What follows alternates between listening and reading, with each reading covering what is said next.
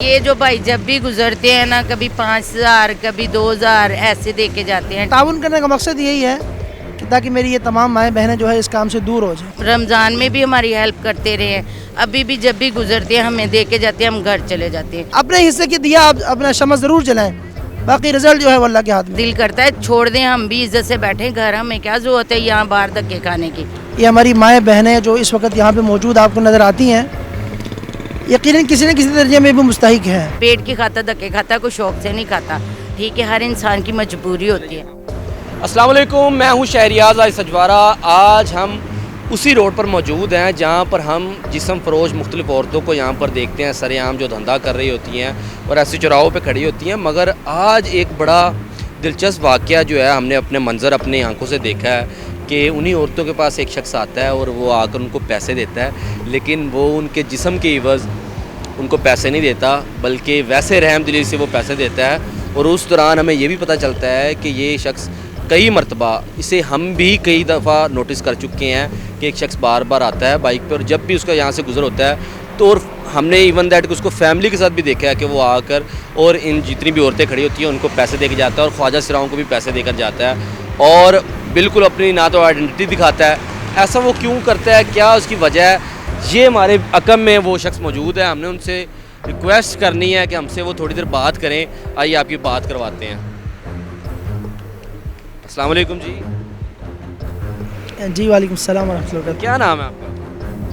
میرا نام محمد عبید اللہ ہے جی۔ محمد عبید اللہ صاحب۔ محمد عبید اللہ صاحب، بڑے دنوں سے پہلے بھی ہم نے دیکھا، آج تو بڑے قریب سے دیکھا، آپ آتے ہیں تو یہ جسم فروش عورتیں جو بھی کھڑی ہوتی ہیں دھندا کرنے والی، اب آتے ہیں ان کو پیسے دیتے ہیں اپنی کیپیسٹی میں، کبھی 500 دیتے ہیں، کبھی 1000 دیتے ہیں، کبھی 5,000 آپ نے دیتے ہیں، کیا وجہ ہے یہ؟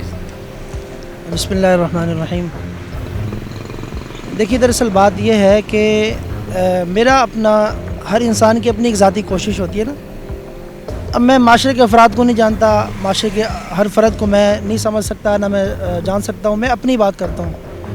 میں الحمدللہ اپنی وسعت کے مطابق میری کوشش ہوتی ہے کہ میں جتنے بھی مستحق افراد ہیں وہ کسی بھی شعبے کے ہیں، کسی بھی معاملے کے ہیں، اور یقیناً یہ ہماری مائیں بہنیں جو اس وقت یہاں پہ موجود آپ کو نظر آتی ہیں، یقیناً کسی نہ کسی درجے میں بھی مستحق ہیں، اور معاشرے میں جو آج کل برائیاں اور فسادات یہ ان کا شکار ہے۔ اب کئی دفعہ میری بہنوں سے بات ہوتی ہے، میں یہی پوچھتا ہوں کہ آپ کے یہ کام کرنے کا کیا مقصد ہے؟ دراصل پیٹ کے لیے کرنا ہے، بچوں کے لیے کرنا ہے، ان کا یہی کہنا ہے۔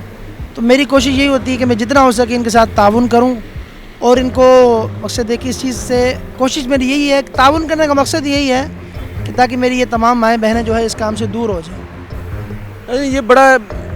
یہ شاید ہی کوئی ہزاروں میں سے ایک شخص ایسا ہوتا ہے جو ایسا کام، جو ایسی سوچ کا حامل ہوتا ہے اور پھر سوچ کو وہ اپلائی بھی کرتا ہے ایسے معاشرے میں جہاں پر ایک عورت جسم بیچنے کے لیے کھڑی ہوئی ہے اور اس کے پاس کوئی اس کی مدد کے لیے جائے۔ ہم جب بھی آپ نے انٹرویوز دیکھے ہیں ہمارے، تو اس میں عورتیں یہی بات، یہ عورتیں جو دھندا کرتی ہیں اس میں تقریباً یہی بات کرتی ہیں، کوئی شخص اس میں ایسا نہیں ہوتا کہ جو ہمیں ویسے فی سبیل اللہ پیسے ہماری مدد کر دے، یا ہمیں پیسے دے دے، یا ہماری کوئی ذمہ داری اٹھا لے، یا ہمارا خیال کرے۔ اس لیے ہم لوگوں کو یہاں پر جو ہے وہ سڑک پہ آنا پڑتا ہے، اپنا جسم بھی بیچنا پڑتا ہے، اور کچھ لوگوں کو کے ساتھ فراڈ بھی کرنا پڑتا ہے کہ ان سے پیسے لے لیے اور بھاگ گئیں۔ لیکن آپ یہ بات بتائیے گا عبید اللہ صاحب کہ دیکھیں پوری سٹوری جو ہے وہ یہ ہے کہ مطلب اس میں کچھ لوگ بڑے بے سہارا ہیں، بڑے مجبور ہیں، جو عورتیں یہ کرتی ہیں، مگر آپ نے خود دیکھا نا، آپ نے کتنی دفعہ پیسے دیے، اگلے دن بھی تو وہی عورت آگے کھڑی ہوتی ہے، تو اس کا کوئی مستقل حل تو نہیں ہے؟ وہ عورت یہ بھی پیسے لے رہی ہے، وہاں سے بھی پیسے بنا رہی ہے، چاہے معاشرے میں مسائل ہیں، ہمارے ملک میں مسائل ہیں، اکانومی کے بڑے پرابلمز ہیں، بے روزگاری کے، مگر کہیں نہ کہیں تو نوکری کر کے وہ اپنا گزر بسر کر ہی سکتی ہیں۔ اس کے بارے میں آپ کیا سوچتے ہیں؟ دیکھیے اس حوالے سے میں یہ کہتا ہوں کہ اگر میں اپنا ذاتی میرا جو کردار ہے اس حوالے سے، میری جو بائیں بہنیں ہیں، میرا یہ دراصل یہ موٹیویٹ کرنے کا طریقہ ہے۔ ممکن ہے میں 1 2 3 4 دفعہ ایک کسی ماں بہن کی مدد کروں گا، مستقل ہے، اس کو ممکن ہے ان کو یہ پتہ چلے کہ یہ میرا بھائی جو ہے روزانہ میرے پاس آتا ہے، میری مدد کرتا ہے، میری ہیلپ کرتا ہے، تو کیوں نہ میں اس کام سے باز آ جاؤں؟ کیا خیال ہے؟ جو روزانہ جو اس نے، اور میری یہ بھی کوشش ہے کہ میں کسی ایک کی ذمہ داری اٹھا لوں، مہینے کی، ہفتے کی، یا 15 20 دن کی، جتنا مجھ سے ہو سکے گا بلکہ میں تو یہی امید ہے اللہ پاک جتنا دیں گے انشاءاللہ اتنا ہم لوگوں پر خرچ کریں گے، اس طرح جو مستحق افراد ان پر دیں گے. بل جیسے آپ نے بات کی نا کہ یہ مستقل حل تو نہیں ہے، واقعتاً آپ کی بات ٹھیک ہے. ممکن ہے جتنا ہم اس کی مدد کرتے ہیں اس سے زیادہ یہ دوسرے لوگوں سے لے لیتی ہیں، لیکن ہمارے دینے سے جیسے کہتے ہیں نا قطرے قطرے سے دریا بنتا ہے. ہم نے اپنے حصے کی شمع جلانی ہے. ہم نے اپنے حصے کی شمع جلانی ہے. جس کو کہتے ہیں نا کہ پتھر پہ ایک ایک قطرہ ڈالیں گے نا جی، وہ ایک دن اس میں سوراخ ہو جائے گا، ایسے نا جی. تو اس کی مانند جو ہے ہم انشاءاللہ اس پہ اپنا حصہ ڈال رہے ہیں. اور میں ادھر ایک چیز اور بھی ایڈ کروں گا، جیسے کہ وہ حضرت ابراہیم علیہ السلام پر جب ایک موقع آیا کہ ان پر ان کی آگ جلائی گئی نا، ان کے لیے آگ جلائی گئی، بڑی شدید قسم کی آگ تھی. تو اس میں ایک جو ابابیل پرندہ ہے اب وہ اپنی چونچ میں ایک قطرہ لے کے آتا ہے.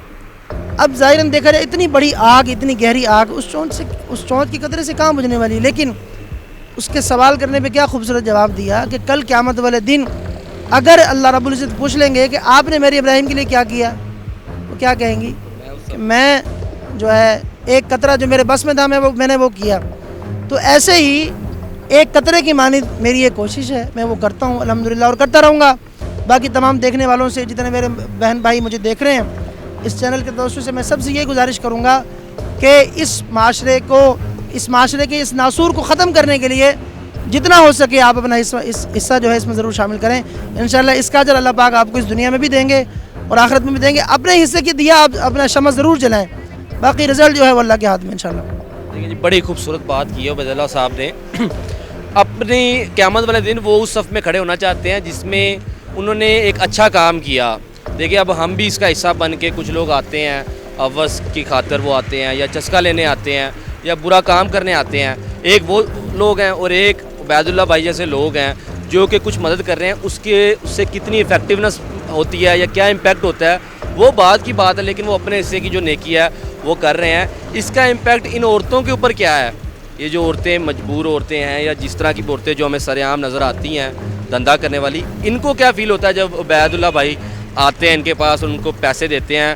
واحد میرے خیال میں اکا دکا شخص ہوں گے، ان سے جانتے ہیں. السلام علیکم جی. السلام علیکم. وعلیکم السلام. وعلیکم السلام. آپ کو جب عبید بھائی آتے ہیں، یہ بھائی جو بھی ہیں، جی. یا آ کے پیسے دیتے ہیں اس طرح، جی. یہ ویسے کتنے لوگ ہیں ویسے ٹوٹل جو اس طرح کے؟ بہت لوگ کم ہیں، بہت زیادہ لوگ کم ہیں. ٹھیک ہے. اور یہ جو بھائی جب بھی گزرتے ہیں نا، کبھی 5,000 کبھی 2,000 ایسے دے کے جاتے ہیں. ٹھیک ہے. ان کی مہربانی، اللہ پاک ان کی زندگی کرے، ان کو اتنا دے کہ اللہ پاک بہت زیادہ دے ان کو. ٹھیک ہے. انہوں نے ہماری ہیلپ کرتے ہیں، رمضان میں بھی ہماری ہیلپ کرتے رہے ہیں، ابھی بھی جب بھی گزرتے ہیں ہمیں دے کے جاتے ہیں، ہم گھر چلے جاتے ہیں. ہمیں ضرورت ہی نہیں ہے یہاں پہ کھڑا ہونے کی. پھر ٹھیک ہے، اس دن بھی آئے ہیں، اس دن انہوں نے 5,000 روپیہ سب کو دیا. ٹھیک ہے. انہوں نے کہا کہ اپنے گھر چلے جائیں، مہربانی آپ کی. ہم اپنے گھر چلے گئے ہیں. ٹھیک ہے. ان کی مہربانی، یہ ہماری ہیلپ کرتے ہیں، اللہ پاک ان کی ہیلپ کرتا ہے. ٹھیک ہے. اللہ ان کی مدد کرے. اچھا، مجھے سوری ٹو سے، لیکن مجھے پتہ نہیں ہے کہ ان کا فائنینشیل سٹیٹس کیا ہے، مگر میرے خیال میں کوئی اتنا نہیں ہوگا کہ کوئی بندہ آ کے 5,000 کسی کو ایسے دے جائے. تو بڑا درد دل رکھنے والا اور جس کے جذبات جڑے ہوں، جس کی ایک عقیدت، ایک سوچ ہو نا کسی ایسے موقع پر، اس موقف رکھتے ہوں، تب بھی کوئی بندہ اتنے پیسے خرچ کر سکتا ہے، ادروائز نہیں کر سکتا. آج کے بھائی نے پیسے پکڑائے، اسی ٹائم چلے گئے. انہوں نے کوئی ہمارے ساتھ ایسی غلط بات نہیں کی ہے. ٹھیک ہے. اللہ پاک ان کو زیادہ دے. یہ ہیلپ کرتے ہیں لوگوں کی، اللہ پاک انہی کو دیتا ہے جو کسی کی ہیلپ کرتے ہیں. بیوی مجھے ایک بات بتائیے گا کہ آپ سے یا جو بھی ادھر جو عورتیں اس طرح ان سے بات ہوتی ہے، وہ ہمیشہ معاشرے کو لے کے، لوگوں کو لے کے، اپنی فیملی کو لے کے بڑی وہ سخت ان کے خیالات ہوتے ہیں، ناراض ہوتے ہیں کہ لوگ یہ جو معاشرہ ہے ہمیں قبول نہیں کرتا، اس نے ہمیں مجبور کیا یہ کام کرنے پہ. لیکن جب ہم معاشرے میں ایسے لوگ بھی دیکھتے ہیں جو اس طرح کا دل بھی رکھتے ہیں، اس طرح کی سوچ بھی رکھتے ہیں، تو دل نہیں کرتا کہ یہ کام چھوڑ دیں؟ جی کیوں نہیں دل کرتا؟ دل کرتا ہے چھوڑ دیں، ہم بھی عزت سے بیٹھیں گھر. ہمیں کیا ضرورت ہے یہاں باہر دھکے کھانے کی؟ مگر ایسے لوگ ہمیں خرچہ دے دے کریں تو ہم گھر سے باہر ہی نہ نکلیں. ہمیں کوئی ضرورت نہیں. آپ کو پتہ ہے آٹا مہنگا ہے اور گھی بھی مہنگا ہے. کیا کرے انسان؟ پیٹ کی خاطر دھکے کھاتا ہے، کوئی شوق سے نہیں کھاتا. ٹھیک ہے. ہر انسان کی مجبوری ہوتی ہے. ہمارا آپ کے اوپر قابو تو بالکل نہیں ہے. آپ نے اپنی قبر میں جانا ہے، انہوں نے اپنی قبر میں، میں نے اپنی قبر میں. لیکن آج ہم تینوں لوگ یہاں پر کھڑے ہیں تو کم از کم اتنا ضرور کیجئے گا کہ یہ جو کام کر رہے ہیں، ایسے جتنے بھی اور لوگ کام کر رہے ہیں، اس کی لاج رکھ کے کوشش کریں کہ یہ کام کو چھوڑ دیں کسی بھی طریقے سے. خود بھی محنت کریں، لوگ بھی آپ کی مدد کریں، اور آپ کوشش کریں کہ یہ کام چھوڑ دیں. باقی اللہ سب کا حامی و ناصر ہو جی. اپنی رائے سے آگاہ بھی ہمیں لازمی کیجیے گا اپنے میزبان کو دیجیے اجازت. خدا حافظ.